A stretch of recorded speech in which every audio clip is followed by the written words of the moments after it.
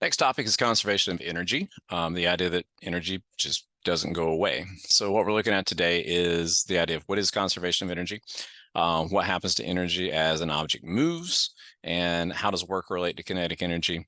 And the phrases here, conservation of energy and work, are be a couple of things that should be new or newish to us. And so that's what we'll try to answer here in the next 6 or 7 minutes. The idea of the law of conservation of energy, and the law of conservation of energy, anything basically is telling us that it can't be created or destroyed. So energy can't be created or destroyed. Energy can change the type of energy it is. It can change from one form to another.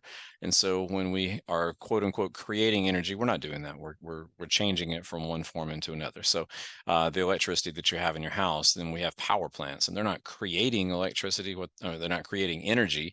They're creating electricity from stored up energy, for example, maybe that's in coal or in natural gas or in nuclear power, like so, or the falling of water. We're able to make electricity because we can take the energy from something else and change it into electricity. So we can't just create energy. In order to create energy, we have to take energy away from something else. So it's always a transformation. So kinetic can change into potential, potential can change into kinetic, electricity can change into heat, heat can change into sound, energy can change from one form into another, but the amount of energy is always going to stay constant. One of the things we do tend to see is that moving objects, like with kinetic, as they do their moving, they may not always turn into potential. Sometimes moving objects come to a stop and they don't turn into potential energy, because to be potential, they need to go up. And so sometimes kinetic energy, things that are moving, will just come to a stop. And you're like, well, it looks like energy disappeared, but effectively all of that energy turned into heat, which is another form of energy. And so again, the energy doesn't just disappear. It's not destroyed. It turns into another form of energy. So all of us, when we're eating our food and we're metabolizing things and are driving our cars, all of that energy ultimately is turning into heat that's given off into the environment. All right, so let's look at some illustrations of some scenarios so that we can see how does energy turn from one form into another. In the image down here below, we've got a wind-up car, like a little toy. And so you have to turn the spring to kind of give it some energy. So it gets the energy from your motion by winding it up, and it stores the energy in the spring. Once you let the spring go, the stored up energy then changes back into motion as it expands and is able to move the car. And that potential energy is changing into kinetic energy, and that's going to allow the car to move. Now, again, all the energy that you put into that spring is not going to go into moving the car, because one of the things that happens as the car ends up moving is that some of the energy is going to be given off as heat. So in theory, 10 joules of potential energy would turn into 10 joules of kinetic energy, but in reality, 10 joules of potential energy might only turn into 8, because the other 2 turns into heat. The key thing to notice, though, is this output, this 8 plus 2, is going to be equal to the 10 that we start with. Okay? With the falling object, again, the idea of potential energy and kinetic energy is you can think of it as total energy, and the total energy doesn't change. So you can see in this illustration, when someone's falling, the potential energy goes from 5,000 to 2,500 down to 0, because they're getting closer to the ground. Correspondingly, the kinetic energy is going from 5,000 to 7,500 to 10,000, because they're going faster as they fall.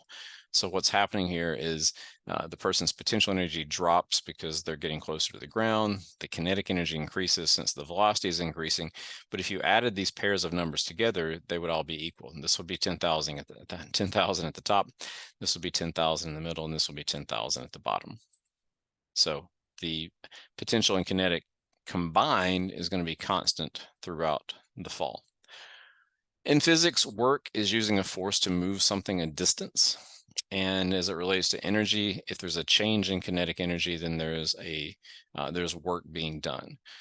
So if we're either adding or taking away kinetic energy, then there is going to be this work, because we tend to have, we're moving something in this case. So if we lose kinetic energy, there has to be either an increase in potential energy because we raise it up, or there's some work being done in the process of that. One of the concepts you might see at some point to illustrate all this, to see your understanding, is these bar charts with kinetic energy, potential energy, and work.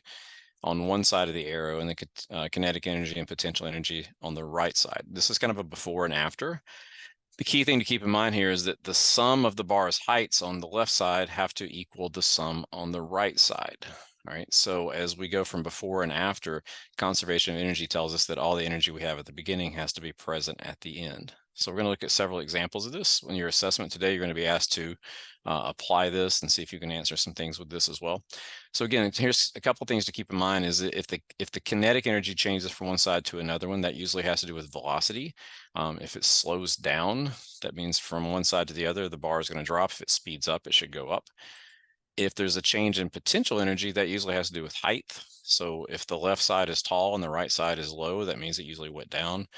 And the reverse would be if it started low and it went up. Okay, so a few examples. If a ball fell from the top of a pillar, like a column, to the ground below, what we would see is that it would have all potential energy at the beginning and it would have all kinetic energy at the end. So notice the potential energy goes from a lot to none, which means it falls. The kinetic energy goes from none to a lot, which means it speeds up when it's falling. And again, these two bars are going to be equal to one another. So this is kind of an indication of something probably falling. On the next slide, our example is a car skidding from a high speed to a stop. So again, kinetic energy goes from 4 units to none, which means it slows down. Potential energy doesn't change at all, which means it's not going up or down. And there's some negative work being done. This causes basically taking the energy of motion.